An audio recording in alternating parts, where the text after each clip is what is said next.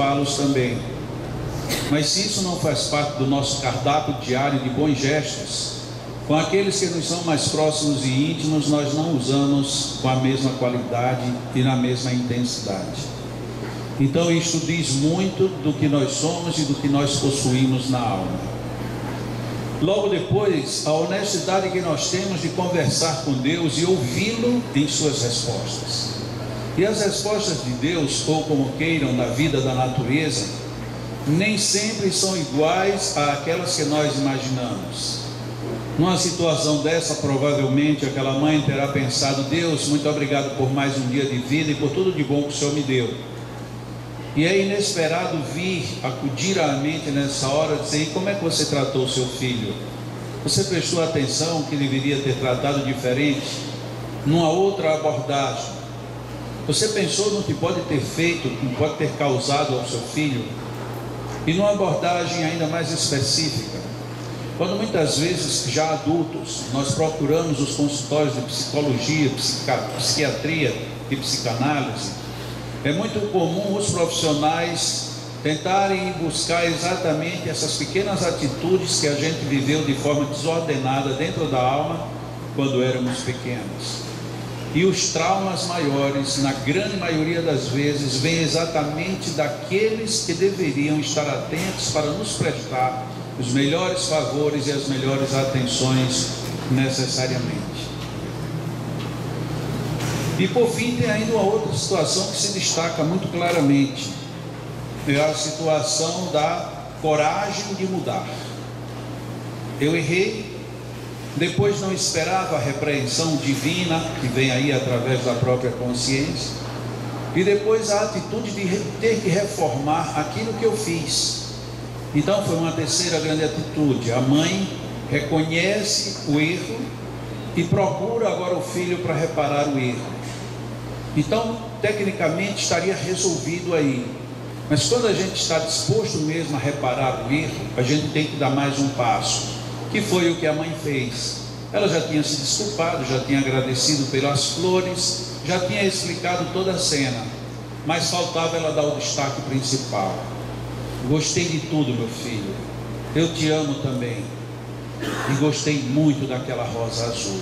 Ou seja, dei o retoque final. Da mesma maneira, quando a gente vai dar um presente, a gente escolhe o presente, depois embala o presente e por fim a gente faz o pacote do presente. Mas se em fazendo o pacote a gente não passa o laço devido, como é que a gente pode dizer que fechou aquilo que era previsto para concluir o que estava sendo feito?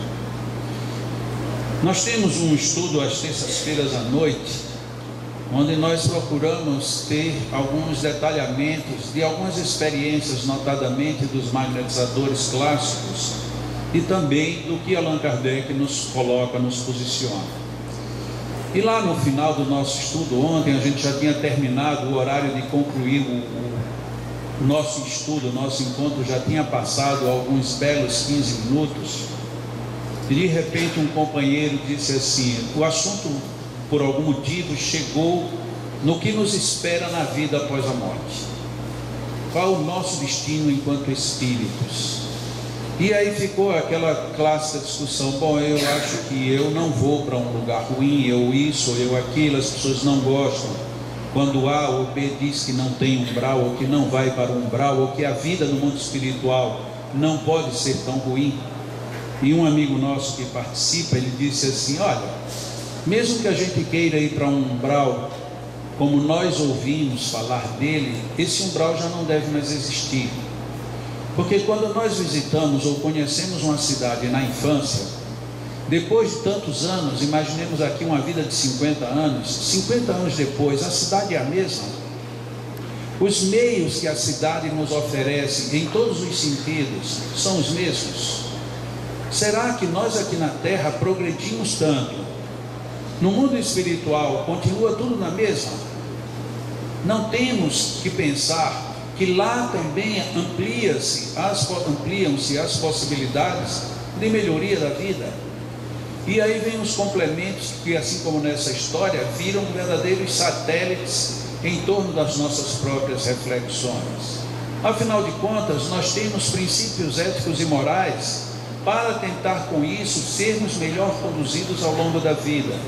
E ainda que a gente fale aqui, ali e acolá, nós não temos feito revisões periódicas no que a gente faz. Também pede-se para que a gente reflita: será que a gente pensa mesmo durante o dia no que fez e que não deveria ter feito? E se pensou, será que muitas vezes a gente não já corrigiu, a exemplo da historinha que foi lida? E se a gente tem esse tipo de procedimento, será que não é um procedimento arcaico e negativo ficar pensando que a vida ainda vai ser ruim depois desta vida e de que a gente vai ter que necessariamente sofrer tudo outra vez e ainda com aquelas imagens dantescas do passado? Ora, se no mundo físico há progresso, no mundo espiritual é de se esperar um progresso ainda maior e mais acelerado. Então a gente ficar nesta vida imaginando que quando sairmos daqui seremos castigados, seremos punidos, iremos sofrer muito mais, que a vida depois, que a gente não quer morrer, porque a vida depois da vida é ainda mais constrangedora, se a gente começa a nutrir esse tipo de pensamento, nós estamos contrariando a lei natural, uma das leis naturais, que é a lei do progresso. Tudo progride. É óbvio que alguém que tenha uma mente mais voltada à negatividade vai dizer, mas o mal também progride.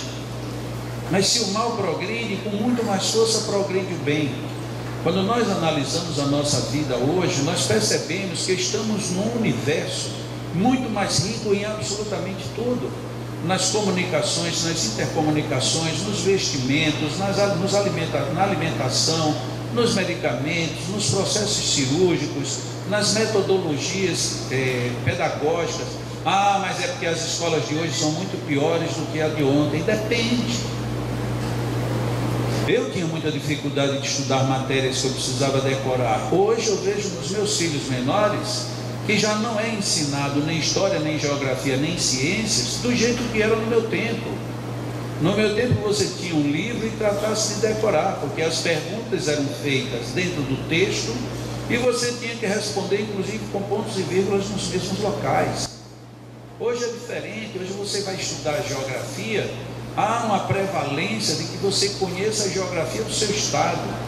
E aí os grupos escolares levam as crianças para as regiões, levam a eles saberem o que é uma serra. Você não vai ver mais uma foto e uma descrição, você vai ver uma serra, vai ver o que é um lago, vai descobrir qual é a diferença entre um lago, um rio e o mar. Isso é muito mais rico. Ah, mas para ela definir talvez seja mais difícil. Talvez não, porque hoje se privilegia muito o ato da gente descrever as coisas. Ah, mas mesmo assim as crianças hoje escrevem muito mal e tal, porque algumas escolas ainda estão com demandas nessa área.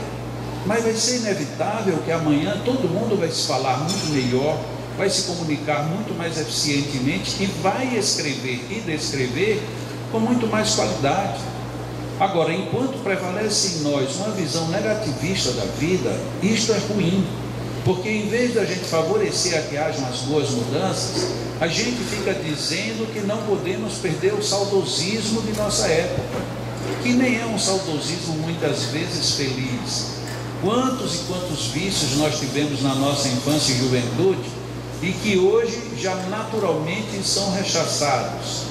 Quem é pai ou mãe de criança pequena hoje que já frequenta a escola, tem que atravessar um semáforo amarelo. Na hora que você vai aproveitar o amarelo, a criança diz, vai ficar vermelho, não vá. E se você vai, você está dando uma contra-educação e ela vai dizer na hora, a professora disse que não se deve avançar o amarelo, porque senão no vermelho acontece um acidente. E se brinca muito, ainda diz assim, pai, você quer morrer, é? E a gente entra em choque com uma nova realidade. Ou seja, o mundo evolui, o mundo progride. Aí a gente tem uma desculpa tão boa, é porque os espíritos de hoje já nascem evoluídos. Não, nós somos todos ainda do mesmo nível em tese, mas esses cuidados, esses envolvimentos, eles começam a ganhar corpo. Ora, voltando então para a situação, Em tudo há gestos de grandeza, em tudo há gestos de bondade, e muitas vezes em nós há gestos de menosprezo, seja aos filhos, seja aos amigos, seja as próprias ideias que nós acalentamos como boas. É preciso a gente ter mais coragem. E comentávamos também ontem que eu vi com muita tristeza um vídeo em que uma jovem em torno dos seus 16 anos, ela estava fazendo uma apologia a que todos os tipos de traficância de drogas fossem bem liberados, porque isso gera liberdade em cada um. E eu pensei exatamente isso. Por que é que quando a gente está lidando com uma coisa equivocada, a gente tem tanta facilidade de dizer para o mundo todo como se aquilo fosse a melhor coisa do mundo? Mas quando a gente tem uma decisão boa e positiva, a gente é tímido, a gente não fala. Ah, você é o quê? Ah, eu sou espírita. É o quê? Eu sou espírita. Eu não entendi o que você é. Não, eu sou espírita. E você vai aonde? Ah, eu vou iluminar. E onde é que você vai mesmo? Eu não entendi direito. Ah, na Luna. No Leão? Não, é uma casa que tem lá em Banamém, mas é muito difícil chegar lá. Pronto. A gente já fecha as portas de uma vez, a gente parece que tem medo. Se você acha que o que você está fazendo, seja aqui, seja em qualquer lugar, por que temer? Por que a gente não posicionar que as coisas, o mundo, a vida estão melhores?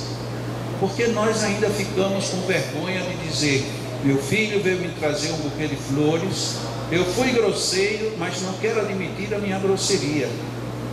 E depois, em não admitindo, eu perco contato com o mundo divino, perco em contato de reformatar um equívoco e ainda mais, deixo de ganhar a essência do presente. É o que se dá. Por conta disso é que às vezes a gente não pensa na possibilidade do progresso que existe paralelamente, no progresso no mundo espiritual, no progresso do nosso destino.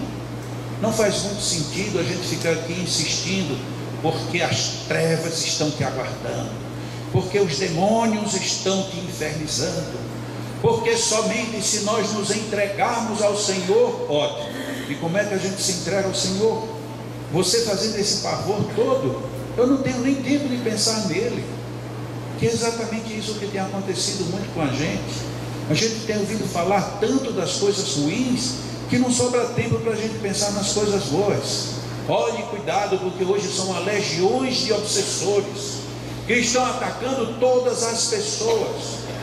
E para vocês não pensarem que isso é teoria, recentemente uma pessoa muito querida da minha alma disse para mim, na maior tranquilidade do mundo: você sabe que numa reunião mediúnica disseram que tem vários espíritos só lhe cercando e que uma hora ainda vão lhe derrubar? Eu disse: não sei.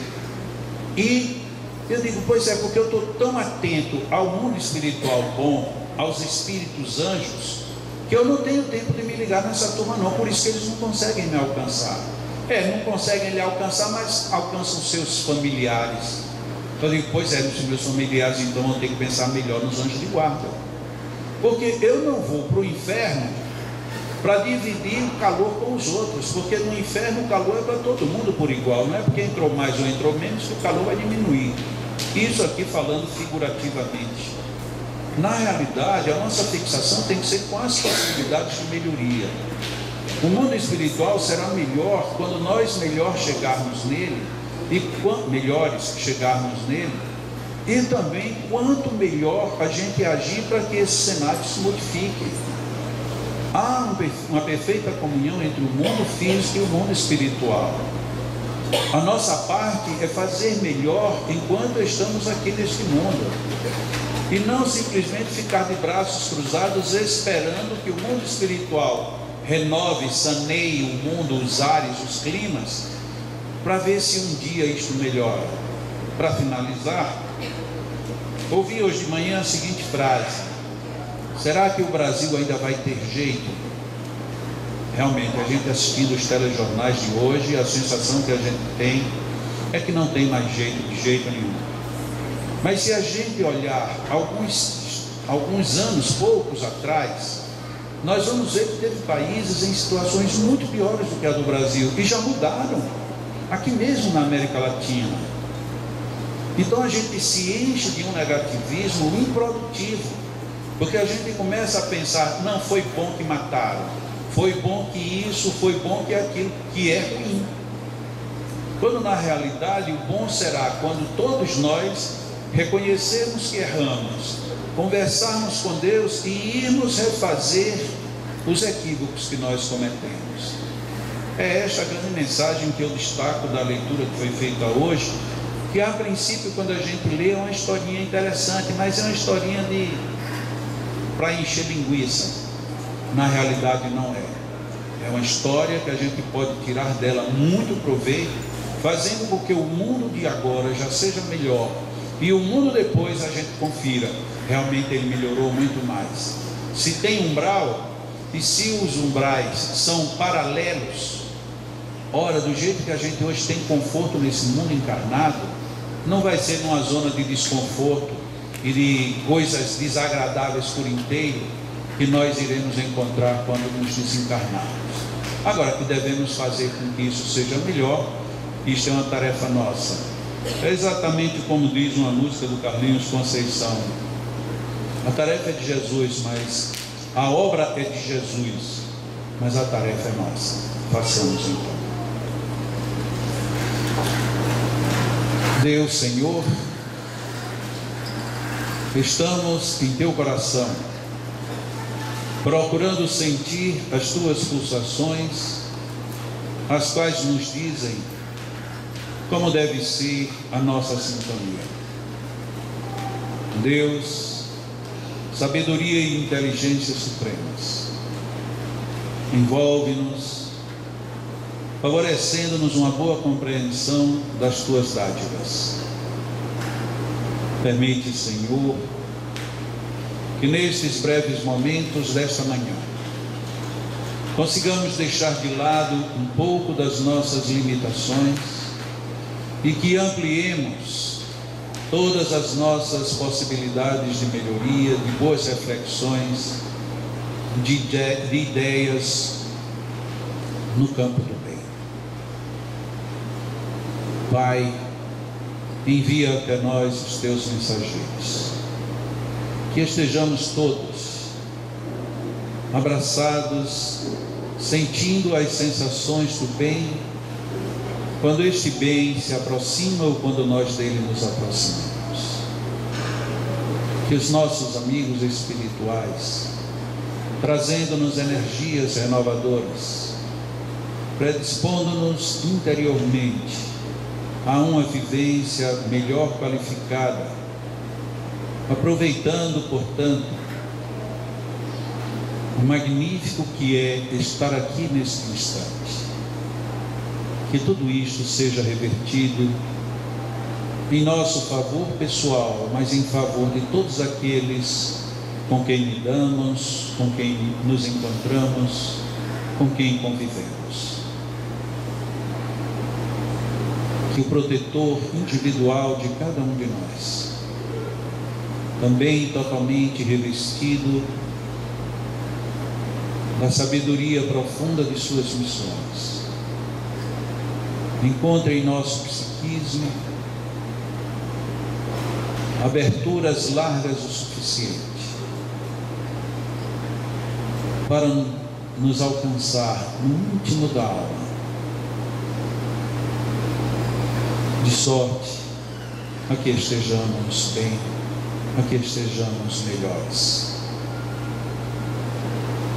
Divino amigo Jesus, é Teu o Evangelho que nos orienta ao caminhar.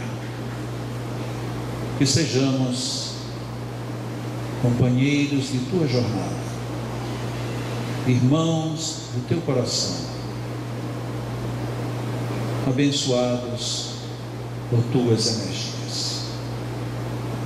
Nossos magnetizadores encarnados unem-se aos magnetizadores espirituais e nos doam as energias necessárias para o bem que buscamos, o bem que buscamos para a nossa saúde e o bem que buscamos para nos tornarmos melhores.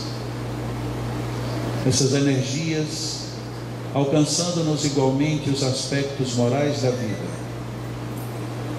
Seguramente nos darão a oportunidade de enfrentarmos com mais dignidade os momentos mais difíceis por que passaremos. Mas também esta mesma força moral nos ajudará a revermos melhor tudo aquilo que ainda precisamos corrigir e ajustar, para que a nossa consciência nos favoreça cada vez mais com ideias mais iluminadas e felizes. São muitos os fluidos a nos envolverem neste instante. São fluidos que, se absorvermos de forma equilibrada e harmônica, nos propiciará sensações maravilhosas. Portanto, deixemos que essas energias nos envolvam, mas nos envolvamos com elas também, como quem encontra um amigo querido. Abracemos estas energias de tal forma que elas vibrem, ecoem e se harmonizem conosco mesmos. Deus amado Pai, se conosco hoje e sempre, e que nós tenhamos a sabedoria de estar convosco o tempo inteiro. Amigos espirituais, obrigado mais uma vez por tudo isto que nos oferecem e que seguirão nos oferecendo ao longo dos trabalhos da manhã.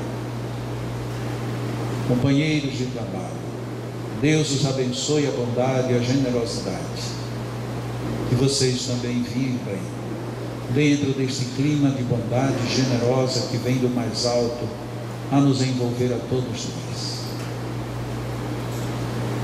Iremos à magnetização das águas, enquanto aqui no salão permaneceremos em oração, agradecidos por tudo de bom que nos acontece. Que assim seja.